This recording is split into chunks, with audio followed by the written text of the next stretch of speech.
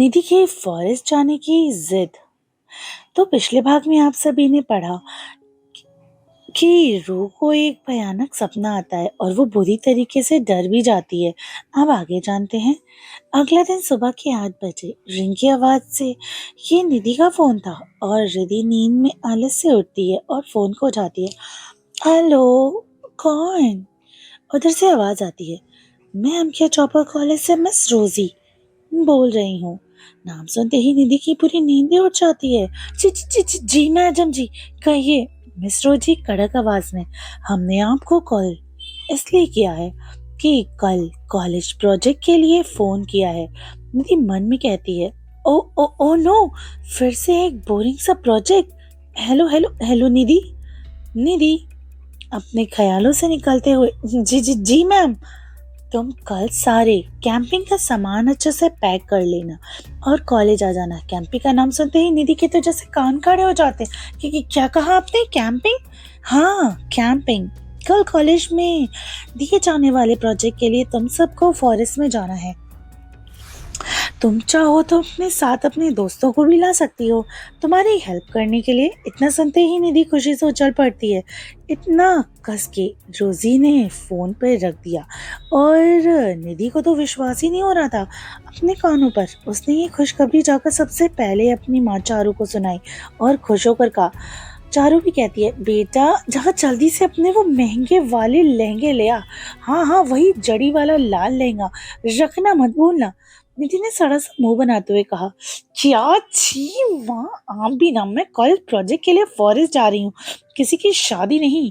राजेश ने हंसते हुए कहा और चारू का तो मुंह ही बन गया।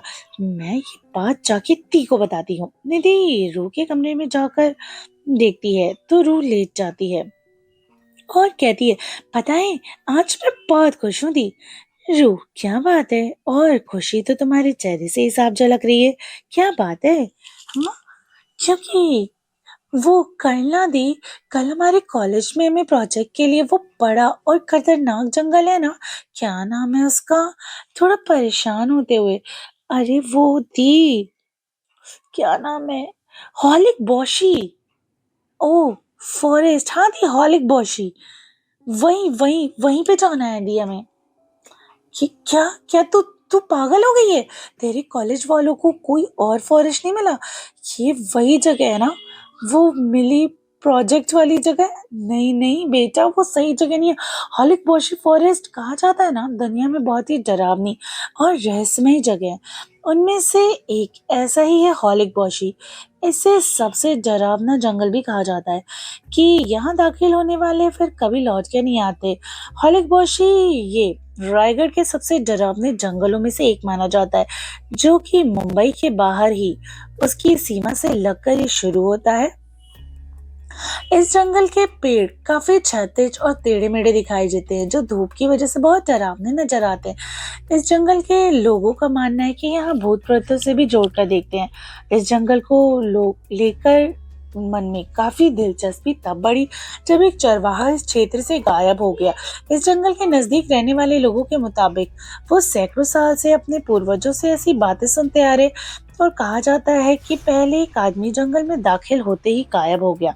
हैरानी की बात तो ये है कि उस जंगल में उसने उस समय 200 भेड़ भी थी। तब से जो भी जंगल जाता है लौटकर वापस नहीं आता। कई लोगों का तो मानना ऐसा भी है कि वहाँ पिशाचों का राज है, जिन्हें हम अंग्रेजी में वैम्पायर्स भी कहते हैं।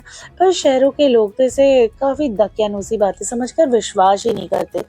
ना जाने अपनी आंखों से जब तक मैं नहीं देख लेते तब तक वो विश्वास ही नहीं करेंगे। जो देखता है वो किसी को बताने के लिए जिंदा ही नहीं बचता। निधि, नहीं नहीं, तू वहां नहीं जाएगी ना।